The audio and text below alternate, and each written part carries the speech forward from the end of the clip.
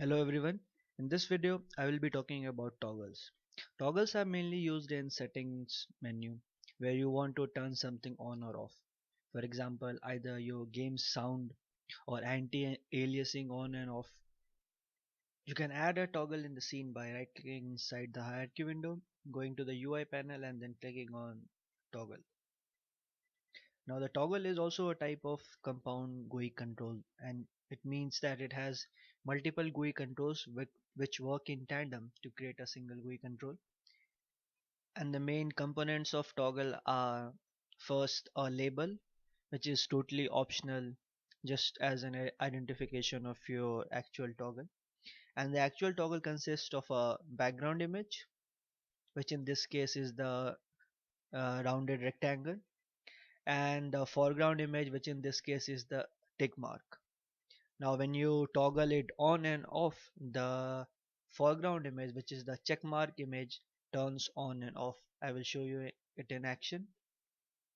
If I click on the toggle, this toggle goes to off and the check mark button internally is turned off, and when I click on it again, this check mark is turned on.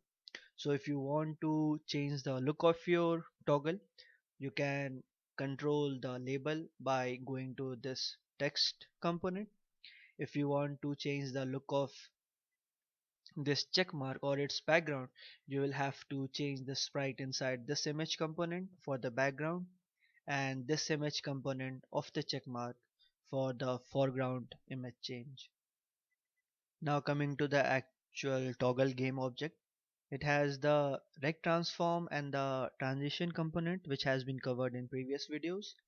The things unique to the toggle GUI control are the is on bool, which represents the current state of the toggle. I can turn it on and off depending on what the toggle state is.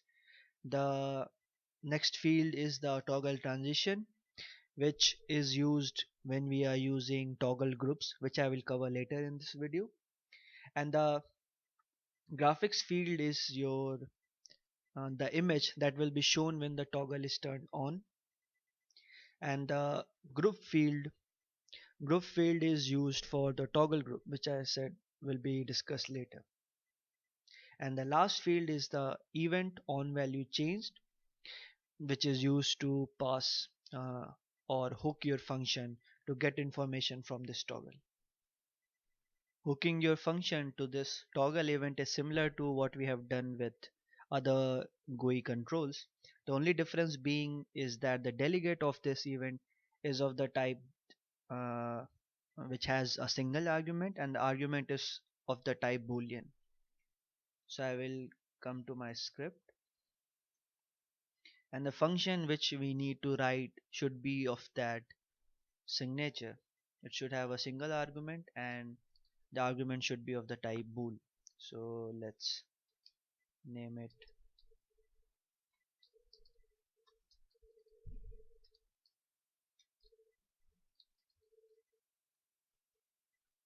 right. And linking that function to the toggle is also similar. We just have to go to the event, click on plus, then drag our game object which has the script, then go to our script and then select our function, which is the toggle input function. Now let's add a debug to our function so that we know it's working.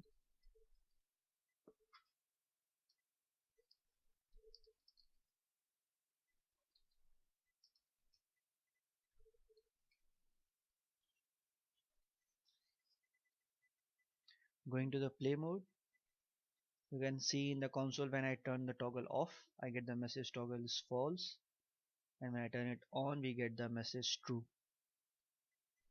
To do this linking directly inside the code without using the inspector can be done by first removing this direct linkage, the linkage created in the inspector, then going to our code, and first we need a reference to that toggle, and for that we first need the UI namespace which has the toggle class,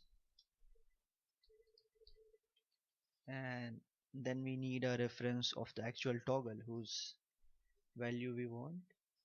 So we'll assign that toggle, and inside our script now we can simply use the event on value changed and then use the function add listener, just like we have done for other GUI controls. And we'll provide it with our function delegate toggle input.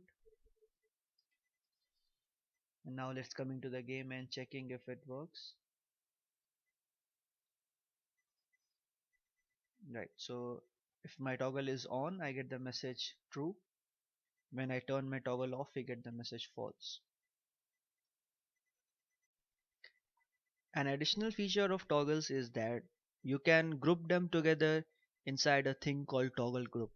And when two or three or more toggles are in a group, only one of them can be on at a single time. So you can think of a scenario like a multiple choice question and only one of the answers is correct. And if you click on any answer which you think is correct, your other answers will be turned off and that single answer will be registered. So for the toggle group behavior, we need a toggle group component, and this component can reside on any game object. You don't have to, it doesn't have to be on a toggle game object. So suppose I have this normal game object, I can add component, write toggle group, and then add this component. Now for this to work, we need multiple toggles. Let's create 4 toggles and arrange them in a typical multiple choice question style. Let's have 4 toggles.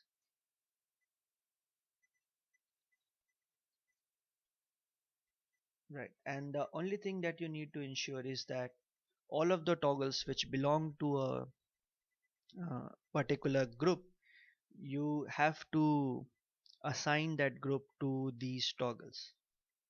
So all the toggles have a field called group, and here you will drag your toggle group and do this for all the toggles so that they know that they belong to that group.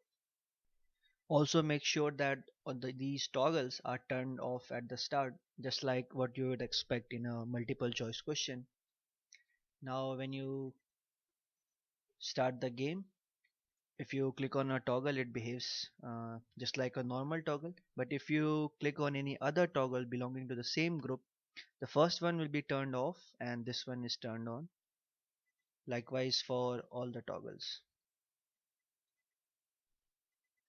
Now the final option in a toggle group is to either allow switch off or not. So if you have not clicked on the allow switch off, this means that at least one of your toggles must be on at any given moment.